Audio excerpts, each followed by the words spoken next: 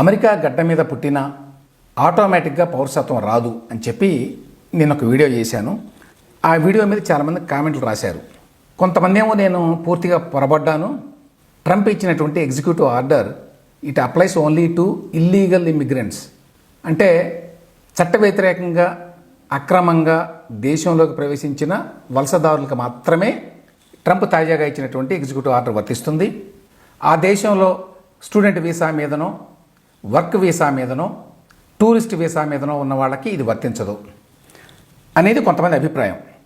ఈ విషయంలో నేను పొరపడ్డాను లేక తప్పు చెప్పానని చెప్పి కొంతమంది మాట్లాడారు. సో దీన్ని మరొకసారి స్టడీ చేసి మళ్ళీ దీని వివరణ ఇస్తాను. నేను గత వీడియోలో చెప్పింది పూర్తిగా కరెక్ట్, కానీ దానికి సంబంధించి మరిన్ని వివరాలు ఇస్తాను క్లారిఫికేషన్ కోసం. ఇక్కడ ఒక మాట చెప్పుకోవాలి, అదేంటంటే ఇలా ప్రతిరోజు వీడియోలు చేసేటప్పుడు కొన్ని తప్పులు చేసేటువంటి అవకాశం ఉంటుంది. కాబట్టి నేను చేసిన వీడియోల్లో నేను చెప్పే ప్రతి మాట 100% వాస్తవం అని చెప్పి నేను చెప్పలేను. కొన్నిసార్లు పొరపాట్లు చేయొచ్చు. పొరపాట్లు చేయకుండా ఉన్నాం, ఎస్పెషల్లీ వైల్ టాకింగ్. రాయడం వేరు, writing is exact. News paper journalist నేపథ్యం నుంచి వచ్చినటువంటి నాలాంటి వాళ్ళు జనరల్గా రాసేటప్పుడు చాలా జాగ్రత్తగా ఉంటాం. 1-2 సార్లు క్రాస్ చెక్ చేసుకొని రాస్తాం.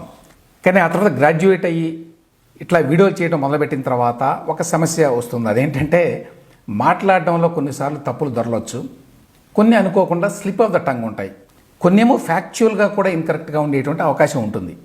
కాబట్టి నేను నా వీడియోలో చేసేవన్నీ చెప్పేవన్నీ 100% ఎప్పుడూ కరెక్ట్ అని చెప్పలేను. అయితే సాధ్యమైనంత వరకు ఫ్యాక్ట్స్ని మాత్రం వక్రీకరించకుండా ప్రజెంట్ చేయడానికి ప్రయత్నిస్తా. ఒక్కొక్కసారి అనుకోకుండా తప్పులు జరగవచ్చు. తప్పులు జరిగితే జనరల్గా నేను ఎక్నాలెడ్జ్ చేస్తూ ఉంటాను, కామెంట్స్లో ఎవరైనా పాయింట్అవుట్ చేస్తే. ఒక ఎగ్జాంపుల్ ఏంటంటే, నేను గతంలో చేసిన ఒక వీడియోలో vice president of the USA కూడా వైట్ హౌస్లో ఉంటారు అని చెప్పాను. వైట్ హౌస్ అనేది అమెరికా ప్రెసిడెంట్ యొక్క అధికారిక నివాసం. అందులో వైస్ ప్రెసిడెంట్ ఆయన భార్య కూడా ఉంటారు అని చెప్పాను. కానీ అది తప్పు అని చెప్పి కొంతమంది పాయింట్అవుట్ చేశారు. అది కరెక్ట్, నేను ఎక్నాలెడ్జ్ చేశాను కొన్ని కామెంట్స్లో. అదేంటంటే వైస్ ప్రెసిడెంట్ ఆయన కుటుంబం ఉండేది యునైటెడ్ స్టేట్స్ నేవల్ అబ్జర్వేటరీ గ్రౌండ్స్లో ఉన్నటువంటి వసతిలో, కానీ వైస్ ప్రెసిడెంట్ గారి ఆఫీస్ మాత్రం వైట్ హౌస్ గ్రౌండ్స్లోనే ఉంటుంది అనేది క్లారిఫికేషను. అది కొంతమంది పాయింట్అవుట్ చేశారు, వాళ్ళు చెప్పింది కరెక్టు. నేను అటువంటి జనరల్గా ఎక్నాలెడ్జ్ చేస్తూ ఉంటాను. ఏదైనా తప్పు జరిగితే క్లారిఫికేషన్ ఇస్తూ ఉంటాను. కానీ హ్యావింగ్ సెడ్ దట్, ఈ విషయంలో అంటే అమెరికా గడ్డ మీద పుట్టినా కూడా ఆటోమేటిక్గా పౌరసత్వం రాదు అని నేను చేసిన వీడియో మీద కూడా చాలామంది అది తప్పు అన్నట్టుగా రాశారు. అది తప్పు కాదు అని వివరించడంతో పాటు దానికి సంబంధించిన మరిన్ని వివరాలు ఇద్దామనే ఉద్దేశంతో ఈ వీడియో చేస్తున్నాను. ఎందుకంటే చాలామంది భారతదేశం నుంచి, మరీ ముఖ్యంగా తెలుగు రాష్ట్రాల నుంచి అమెరికా వెళుతున్నారు చదువుకోవటానికి, ఉద్యోగాలు చేయడానికి. ఇప్పుడు తాజాగా ట్రంప్ తీసుకున్న నిర్ణయం వీళ్ళందరి మీద పడుతుంది. దాని యొక్క ప్రభావం భారతదేశానికి వచ్చి పెళ్లిళ్ళు చేసుకుని మళ్ళీ వెళ్తున్నారు అమెరికాకి. అక్కడ పిల్లలను కంటున్నారు. ఆ పిల్లల పరిస్థితి ఏమిటి, వాళ్ళ భవిష్యత్తు ఏమిటి, ఏ రకంగా ట్రంప్ తాజాగా ఇచ్చినటువంటి ఎగ్జిక్యూటివ్ ఆర్డర్ వాళ్ళ మీద ప్రభావం చూపుతుంది అనేది చాలా ఇంపార్టెంట్ మనకి. అందుకోసం ఈ వివరణ. ఫస్ట్ పాయింట్ ఏమిటంటే, చాలామంది H1B కింద ఉద్యోగాలు చేసుకునే వాళ్ళు అక్రమ వలసదారులు కాదు, కాబట్టి వాళ్ళకి ట్రంప్ తాజాగా ఇచ్చినటువంటి ఎగ్జిక్యూటివ్ ఆర్డర్ వర్తించదు అని మాట్లాడారు. కానీ దురదృష్టవశాత్తు అది కరెక్ట్ కాదు. ట్రంప్ తాజాగా ఇచ్చిన ఆర్డర్ వాళ్ళకు కూడా వర్తిస్తుంది. హిందూస్థాన్ టైమ్స్ ఇచ్చినటువంటి న్యూస్ హెడ్లైన్ చదువుతాను. No citizenship at birth for children of H1B holders in US. అమెరికాలో H1B ఉన్నవాళ్ల పిల్లలకు పౌరసత్వం ఉండదు అని చెప్పి స్పష్టంగా హిందూస్థాన్ టైమ్స్ హెడ్లైన్లోనే ఉంది. దీని వివరణ ఏంటంటే, ట్రంప్ తాజాగా ఇచ్చిన ఆర్డర్ మూలంగా లీగల్ ఇమ్మిగ్రేషన్ స్టేటస్ లేని వాళ్ళ పిల్లలు అమెరికాలో పుట్టినా కూడా వాళ్ళకి గతంలో లాగా ఆటోమేటిక్గా పౌరసత్వం రాదు. పౌరసత్వానికి సంబంధించి అమెరికాలో 14th అమెండ్మెంట్ ఉంది. ఈ అమెండ్మెంట్ 1868వ సంవత్సరంలో జరిగింది. ఏంటి అమెండ్మెంటు? దీని ప్రకారం అమెరికా గడ్డ మీద పుట్టిన పిల్లలకి ఆటోమేటిక్గా అమెరికా దేశ పౌరసత్వం వస్తుంది. అంటే అమెరికా గడ్డ మీద పుట్టిన పిల్లలు అంటే వాళ్ళ తల్లిదండ్రులు అమెరికా పౌరులైనా కాకపోయినా అని అర్థం. టెక్స్ట్ ఆఫ్ ది అమెండ్మెంట్ ఏంటి? All persons born or naturalised in the United States and subject to the jurisdiction there of are citizens of the United States. దీన్ని తెలుగులో ఎట్లా చెప్పుకోవచ్చు? అమెరికాలో పుట్టి లేక అమెరికా పౌరసత్వాన్ని పొంది అమెరికా చట్టాలు వర్తించేవారు అమెరికా పౌరులు అవుతారు. సో ఇందులో 2 కండిషన్స్ ఉన్నాయి. ఒకటి, అమెరికాలో పుట్టి ఉండాలి వాళ్ళు, అంటే వాళ్ళ తల్లిదండ్రులు ఎవరు అనేది ఇక్కడ ఏమీ లేదు. తల్లిదండ్రులు ఎవరైనా కావచ్చు, వాళ్ళు పౌరులు కావచ్చు కాకపోవచ్చు, వాళ్ళు స్టూడెంట్స్ కావచ్చు, చదువుకోవడానికి బయట దేశాల నుంచి వచ్చిన వాళ్ళు కావచ్చు, వాళ్ళు బయట దేశాల నుంచి వచ్చి ఉద్యోగాలు చేసేవాళ్ళు కావచ్చు, లేక టూరిస్టులు కూడా కావచ్చు. ఎవరైనా సరే వాళ్ళకి పిల్లలు అమెరికాలో పుడితే ఆటోమేటిక్గా వాళ్ళు అమెరికా పౌరులు అవుతారు. లేకపోతే న్యాచురలైజ్డ్ సిటిజన్స్, అంటే అమెరికా పౌరసత్వం చట్ట ప్రకారం వచ్చింది వాళ్ళకి. ఇదో కండిషను, అమెరికాలో పుట్టడం కానీ లేక అమెరికా పౌరసత్వాన్ని పొందటం కానీ. రెండో కండిషన్ ఏంటంటే అమెరికా చట్టాలు వర్తించేవాళ్ళు and subject to the jurisdiction there of అన్నారు. అంటే అమెరికా చట్టాలు కూడా వర్తించాలి వాళ్ళకి అనేది. ఈ వివరణని అమెరికా సుప్రీంకోర్టు 1898లో ఒక కేసులో సమర్థించింది. అంటే తల్లిదండ్రులు ఎవరైనా కావచ్చు, వాళ్ళు పౌరులు అయినా కాకపోయినా సరే వాళ్ళకి అమెరికా గడ్డ మీద కనుక పిల్లలు పుడితే ఆ పిల్లలు ఆటోమేటిక్గా అమెరికన్ సిటిజన్స్ అవుతారు అనేటువంటి ఇంటర్ప్రిటేషన్ని సుప్రీంకోర్టు సమర్థించింది. సో అప్పటి నుంచి ఇప్పటి వరకు కూడా ఇదే ఇంటర్ప్రిటేషన్ ఇస్తున్నారు. సో దీని ప్రకారం ప్రస్తుతం ఉన్న విధానం ఏంటి? ఏ దేశస్తులైనా సరే అమెరికాకి స్టూడెంట్ వీసా మీద కానీ, వర్క్ వీసా మీద కానీ, టూరిస్ట్ వీసా మీద కానీ వెళ్ళినప్పుడు అక్కడ వాళ్ళకి పిల్లలు కలిగితే ఆ పిల్లలకి ఆటోమేటిక్గా అమెరికన్ పౌరసత్వం లభిస్తుంది. అది ఇప్పటివరకు ఉన్న స్టేటస్. ఇప్పుడు ట్రంప్ కొత్తగా నిన్న ఒక ఎగ్జిక్యూటివ్ ఆర్డర్ ఇచ్చాడు. ఆయన 14th అమెండ్మెంట్ యొక్క ఇంటర్ప్రిటేషన్ మార్చాడు. ఇప్పుడు ఇచ్చినటువంటి ఆర్డర్ ప్రకారం అమెరికా పౌరసత్వం పొందాలి అంటే 1 of the 3 కండిషన్స్ వాళ్ళు ఫుల్ఫిల్ చేయాలి. ఏమిటి ఆ 3 షరతులు? 1, తల్లిదండ్రుల్లో ఒకరు అమెరికా పౌరుడై ఉండాలి. 2, తల్లిదండ్రుల్లో ఒకరికైనా సరే గ్రీన్ కార్డు ఉండాలి. 3, తల్లిదండ్రుల్లో ఒకరైనా సరే అమెరికా మిలిటరీలో పనిచేస్తూ ఉండాలి. ఈ 3 కండిషన్లలో ఏ ఒక్క కండిషన్ని సాటిస్ఫై చేసినా సరే ఆ పిల్లలకి అమెరికా పౌరసత్వం లభిస్తుంది. దీని అర్థం ఏంటంటే అమెరికాలోకి అక్రమంగా వచ్చేటువంటి వలసదారుల పిల్లలకి పౌరసత్వం రాదు. ఎందుకంటే ఈ 3 కండిషన్లో దేన్ని వాళ్ళు సాటిస్ఫై చేయలేరు. చాలామంది ఏమనుకుంటున్నారంటే ఇప్పుడు వీళ్ళకి మాత్రమే వర్తిస్తుంది ట్రంప్ ఇచ్చినటువంటి కొత్త ఎగ్జిక్యూటివ్ ఆర్డర్ అనుకుంటున్నారు. ఎవరైతే అక్రమంగా అమెరికాలో చొరబడుతున్నారో, ఏ రకమైన వీసా లేకుండా అమెరికాలో ఉంటున్నారో వాళ్ళ గనక పిల్లలు కలిగితే ఆ పిల్లలకి గతంలో లాగా ఆటోమేటిక్గా పౌరసత్వం రాదు అని చెప్పి చాలామంది భావిస్తున్నారు. కానీ అది కరెక్ట్ కాదు. ట్రంప్ ఆర్డర్ వాళ్ళ ఒక్కళ్ళకే వర్తించదు. తల్లిదండ్రులు టెంపరీ వర్క్ వీసా మీద ఉన్న, టెంపరీ వర్క్ వీసాస్ అంటే H1B, ఎక్కువ మంది భారతీయులు H1B మీద ఉంటారు. లేకపోతే గ్రీన్ కార్డ్ ఇంకా రాకపోయినా, అంటే గ్రీన్ కార్డ్ కోసం అప్లై చేసుకొని ఉండొచ్చు, క్యూలో ఉండొచ్చు, కానీ ఇంకా రాకపోయినా వాళ్ళ పిల్లలకి అమెరికాలో పుట్టినా కూడా ఆ పిల్లలు ఆటోమేటిక్గా అమెరికా పౌరసత్వం రాదు. అది ఇప్పుడు అందరూ చెప్పేటువంటి మాట. సో ట్రంప్ కొత్తగా ఇచ్చినటువంటి ఎగ్జిక్యూటివ్ ఆర్డర్ అర్థం ఏంటంటే అమెరికాలోకి అక్రమంగా చొరబడ్డటువంటి వలసదారుల పిల్లలకి మాత్రమే కాదు, అమెరికాలో చట్టబద్ధంగా రకరకాల వీసాలు పొంది ఉంటున్న వాళ్ళకి, అందులో ముఖ్యమైనది H1B వీసా, అది వర్క్ వీసా. అది కాకుండా స్టూడెంట్ వీసా. చాలామంది ఇండియన్స్ స్టూడెంట్ వీసా మీద వెళ్తారు చదువుకోవడానికి, MS చేయడానికి ఎక్కువ మంది. ఇప్పటి వరకు అయితే అట్లా వెళ్ళిన వాళ్ళు పెళ్లి చేసుకుంటే వాళ్ళకి పిల్లలు పుడితే ఆ పిల్లలకి ఆటోమేటిక్గా అమెరికన్ పౌరసత్వం వస్తూ ఉండేది. ఇప్పుడు రాదు. సో ఈ 3 రకాల కేటగిరీస్ వాళ్ళు ఎక్కువ మంది ఉంటారు భారతదేశం నుంచి వెళ్ళే వాళ్ళు కూడా. 1 H1B work visa, 2 student visa, 3 tourist visa. గతంలో చాలామంది టూరిస్టులుగా వెళ్ళి కూడా అమెరికాలో జన్మనివ్వాలి పిల్లలకి అని కోరుకునేవాళ్ళు, ఎందుకంటే పౌరసత్వం ఆటోమేటిక్గా వస్తుంది కాబట్టి. ఇప్పుడు అది సాధ్యం కాదు. అయితే ఇక్కడ చెప్పాల్సిన పాయింట్ ఒకటి ఏంటంటే ఇప్పటి వరకు అమెరికాలో ఈ రకంగా పుట్టిన పిల్లలకి, అంటే H1B వీసా మీద ఉండి పిల్లల్ని కన్న వాళ్ళకి, స్టూడెంట్ వీసా మీద ఉండి పిల్లల్ని కన్న వాళ్ళకి, టూరిస్ట్ వీసా మీద ఉండి పిల్లల్ని కన్న వాళ్ళకి ట్రంప్ తాజాగా ఇచ్చినటువంటి ఎగ్జిక్యూటివ్ ఆర్డర్ వర్తించదు. ఆల్రెడీ వాళ్ళకి పిల్లలు పుట్టుంటే. ఇప్పటి నుంచి 30 రోజుల్లో ట్రంప్ ఇచ్చినటువంటి ఎగ్జిక్యూటివ్ ఆర్డర్ వర్తిస్తుంది అని చెప్తున్నారు. కాబట్టి ఇప్పటి వరకు పుట్టిన పిల్లలకి ఈ ఆర్డర్ వర్తించదు. వాళ్ళకి ఆటోమేటిక్గానే పౌరసత్వం వస్తుంది గతంలో లాగానే. దీని మీద అమెరికాలో కూడా తీవ్రంగా వ్యతిరేకత వ్యక్తం అవుతోంది. ఎందుకంటే అక్రమంగా వలస వచ్చే వాళ్ళ పిల్లలకి ఆటోమేటిక్గా పౌరసత్వం రాదు అంటే పర్వాలేదు, కానీ చట్టబద్ధంగా ఏదో ఒక వీసా మీద అమెరికాలో ఉండే వాళ్ళకి, మరీ ముఖ్యంగా H1B వీసా మీద ఉండేవాళ్ళు, ఎందుకంటే వాళ్ళు చట్టబద్ధంగా దేశంలో ప్రవేశిస్తారు, అక్కడ పనిచేస్తుంటారు, అక్కడ చట్టాలను గౌరవిస్తారు, అక్కడ పన్నులు కడతారు, వాళ్ళకు కూడా బర్త్ రైట్ సిటిజన్షిప్ ఉండదు అని చెప్పి ట్రంప్ చెప్పటం కరెక్ట్ కాదు అనేది చాలామంది అభిప్రాయం.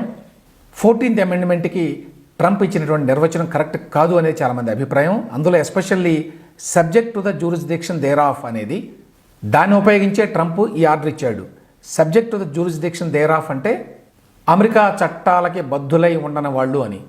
అమెరికాలో H1B వీసా తీసుకొని అక్కడ ఉద్యోగం చేస్తున్న వాళ్ళు అమెరికా చట్టాలకు చట్టబద్ధులయ్యే ఉంటారు. కాబట్టి ట్రంప్ ఇచ్చినటువంటి ఎగ్జిక్యూటివ్ ఆర్డర్ రాజ్యాంగ వ్యతిరేకము అనేది చాలామంది అభిప్రాయం. ఈ కారణం చేతనే ట్రంప్ సంతకం పెట్టిన 30 నిమిషాల్లోనే దేశవ్యాప్తంగా ఈ ఆర్డర్కి వ్యతిరేకంగా లాసూట్లు ఫైల్ అయినాయి. అమెరికాలో చాలా పెద్ద ఎత్తున ఇమిగ్రేషన్ లాయర్లు ఉంటారు, పెద్ద పెద్ద వాళ్ళు, వాళ్ళంతా కూడా లాసూట్లు ఫైల్ చేశారు. చాలామంది అభిప్రాయం ఏంటంటే సుప్రీంకోర్టులో ట్రంప్ ఇచ్చినటువంటి ఈ ఎగ్జిక్యూటివ్ ఆర్డర్ నిలబడదు అని. ఎస్పెషల్లీ రకరకాల వీసాల మీద ఉన్న తల్లిదండ్రుల పిల్లలకి బర్త్ రైట్ సిటిజన్షిప్ని తీసేయడం అనేది చెల్లదు. సుప్రీంకోర్టు ఈ ఆర్డర్ని మోడిఫై చేస్తుంది. అక్రమ వలసదారులకు మాత్రమే వర్తించేట్టుగా చేసే అవకాశం ఉంది. చట్టబద్ధంగా ఏదో ఒక వీసా మీద, ఎస్పెషల్లీ వర్క్ వీసా మీద అమెరికాలో ఉంటున్న వాళ్ళకి, వాళ్ళ పిల్లలకి ఈ చట్టాన్ని వర్తింపజేయడం కుదరదు అని చెప్పి సుప్రీంకోర్టు చెప్తుంది అనేది చాలామంది అభిప్రాయంగా ఉంది ప్రస్తుతం. అయితే ఇప్పటికైతే ట్రంప్ తాజాగా ఇచ్చినటువంటి ఈ ఎగ్జిక్యూటివ్ ఆర్డర్ ఇండియన్స్ మీద తీవ్రమైన ప్రభావాన్ని చూపబోతోంది. అందరికీ తెలుసు, మన దేశం నుంచి, మరి ముఖ్యంగా తెలుగు రాష్ట్రాల నుంచి చాలామంది ఎంఎస్ చేయడానికి అమెరికా వెళ్తున్నారు. అమెరికా వెళ్ళి చదువుకునేటప్పుడు కానీ, చదువుకున్న తర్వాత ఉద్యోగం తెచ్చుకొని, ఉద్యోగం వచ్చిన తర్వాత కానీ వెనక్కి వచ్చి పెళ్లి చేసుకుని మళ్ళీ వెళ్తున్నారు. వాళ్ళకి అక్కడ పిల్లలు కలుగుతున్నారు. ఆ పిల్లలకి ఆటోమేటిక్గా ఇప్పటి వరకు పౌరసత్వం వచ్చేది. తల్లిదండ్రులకి పౌరసత్వం వచ్చినా రాకపోయినా, తల్లిదండ్రులకి గ్రీన్ కార్డు ఉన్నా లేకపోయినా. కానీ ఇప్పుడు ట్రంప్ ఆర్డర్ ప్రకారం అట్లా రాదు. అది తీవ్రమైన ప్రభావాన్ని ఎందుకు చూపుతుందంటే, వాళ్ళకి పుట్టిన పిల్లలు అమెరికాలోనే చదువుకోవాలి. ఎందుకంటే వాళ్ళు అమెరికాలోనే ఉద్యోగాలు చేస్తున్నారు కాబట్టి తల్లిదండ్రులు, వాళ్ళ పిల్లలు అక్కడ స్కూల్స్లో చదువుకోవాలి. ఇప్పటి వరకు వాళ్ళు అమెరికన్ పౌరులుగా ఉన్నారు కాబట్టి అడ్మిషన్స్ విషయంలో వాళ్ళకి ఎటువంటి సమస్య లేదు. ఇప్పటి నుంచి వాళ్ళు విదేశీయులుగా పరిగణింపబడతారు కాబట్టి వాళ్ళకి సీట్లు రావడం చాలా కష్టంగా ఉంటుంది. సో ఇది ఎడ్యుకేషన్ మీద తీవ్రమైన ప్రభావాన్ని చూపుతుంది అమెరికాలో అనేది ఒక అభిప్రాయం. ఈ విషయంలో ఇండియన్ పేరెంట్స్ ముందు ముందు చాలా కష్ట నష్టాలను ఓర్చుకోవాల్సి వస్తుంది అని చెప్తున్నారు. మరీ ముఖ్యంగా H1B వీసా మీద అమెరికాకి వెళ్ళే వాళ్ళల్లో ఎక్కువ మంది భారతీయులే. ఒక లెక్క ప్రకారం అమెరికా వాళ్ళు ఏటా ఇచ్చేటువంటి H1B వీసాల్లో 72% భారతీయులకే ఇస్తున్నారు. అంతమంది భారతీయులు వెళ్తున్నారన్నమాట. వాళ్ళు 100 వీసాలు ఈ సంవత్సరం ఇస్తామని చెప్తే అందులో 72 వీసాలు భారతీయులకే వస్తున్నాయి.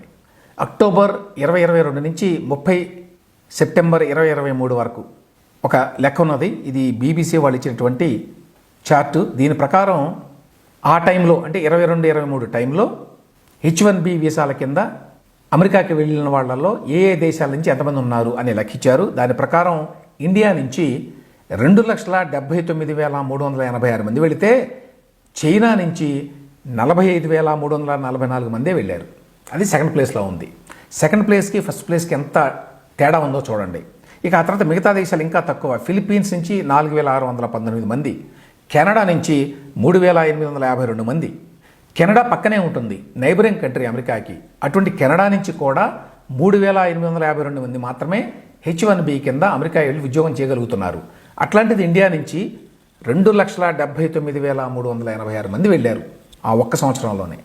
దాన్ని బట్టి అర్థం చేసుకోవచ్చు H1B వీసా అనేది భారతీయులకి ఎంత ఇంపార్టెంటో. ప్రస్తుతం అమెరికాలో మెక్సికన్స్ తర్వాత అతిపెద్ద ఎథ్నిక్ గ్రూప్ ఇండియన్సే. ఇక ఇంటర్నేషనల్ స్టూడెంట్స్ విషయంలో కూడా ఎక్కువ మంది భారతదేశం నుంచి వెళ్తున్నారు అమెరికాకి చదువుకోవడానికి. అమెరికా యూనివర్సిటీలో చదువుకునే వాళ్ళల్లో విదేశీయుల్లో నంబర్ 1 భారతీయులే. తాజా లెక్కల ప్రకారం అంటే 2023, 2024 లెక్కల ప్రకారం భారతదేశం నుంచి 3,31,602 మంది విద్యార్థులు హయ్యర్ ఎడ్యుకేషన్ కోసం అమెరికాకి వెళ్ళారు. ఇక ట్రంప్ ఎగ్జిక్యూటివ్ ఆర్డర్ ఇమ్మీడియట్గా ఎంతమంది మీద ఇంపాక్ట్ చూపిస్తుంది, ఎస్పెషల్లీ ఇండియన్స్ మీద అంటే ప్రస్తుతం ఒక లెక్క ప్రకారం మోర్ దెన్ $1 మిలియన్ ఇండియన్స్ అంటే 10 లక్షల మందికి పైగా భారతీయులు అంటే వాళ్ళ డిపెండెంట్స్తో కలిపి ఉద్యోగాలు చేసేవాళ్ళు, వాళ్ళ మీద ఆధారపడి బతికేవాళ్ళు, భార్య, భర్త, పిల్లలు ఎవరైనా కావచ్చు, వీళ్ళు అమెరికాలో ప్రస్తుతం ఉంటున్నారు. వీళ్ళకి H1B వీసా అంటే గ్రీన్ కార్డ్ లేదు, సిటిజన్షిప్ లేదు. ఈ 10 లక్షల మంది కూడా తాజాగా ట్రంప్ ఇచ్చినటువంటి ఎగ్జిక్యూటివ్ ఆర్డర్ మూలంగా ఇబ్బందుల పాలవుతారు. వాళ్ళ పిల్లలకి ఆటోమేటిక్గా పౌరసత్వం రాదు. పౌరసత్వం రాకపోవడం వల్ల వాళ్ళకి స్కూళ్ళల్లో సీట్లు రావడం, కాలేజీల్లో సీట్లు రావడం, యూనివర్సిటీల్లో సీట్లు రావడం, ఆ తర్వాత ఉద్యోగాలు రావడం కూడా చాలా కష్టం అవుతుంది. అమెరికాలో పిల్లలున్న చాలామందికి తెలిసే ఉంటుంది. అమెరికాలో కొన్ని ఉద్యోగాలు, కొన్ని చదువులు అంటే ఫర్ ఎగ్జాంపుల్ డాక్టర్స్ ఉన్నారనుకోండి, డాక్టర్లలో రేడియాలజీ, గ్యాస్ట్రోఎంట్రాలజీ సబ్జెక్టులో ఫెలోషిప్ చేయడం అంటే అమెరికన్ పౌరసత్వం లేని వాళ్ళకి చాలా కష్టం.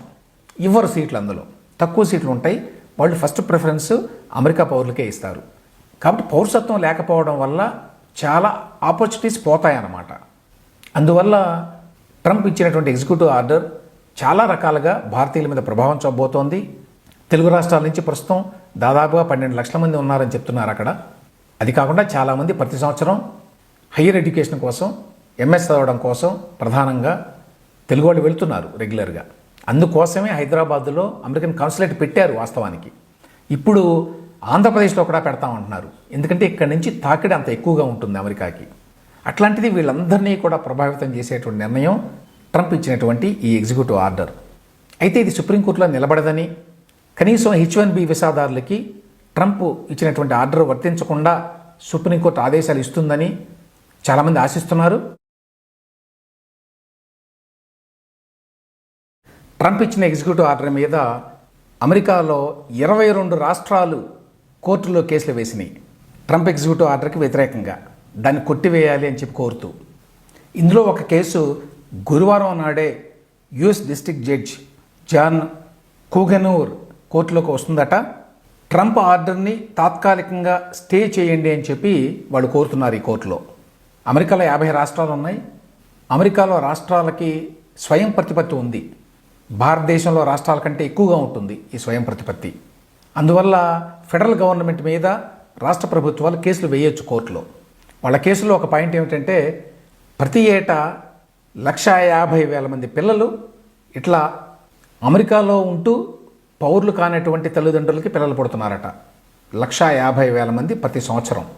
ఇప్పుడు ట్రంప్ తాజాగా ఇచ్చిన ఆర్డర్ వల్ల వీళ్ళంతా స్టేట్లెస్ అవుతారు, అంటే ఏ దేశానికి చెందిన వాళ్ళు అవుతారు అని ఆందోళన వ్యక్తం చేస్తూ వీళ్ళు ట్రంప్ ఆర్డర్కి వ్యతిరేకంగా కేసులు వేశారు.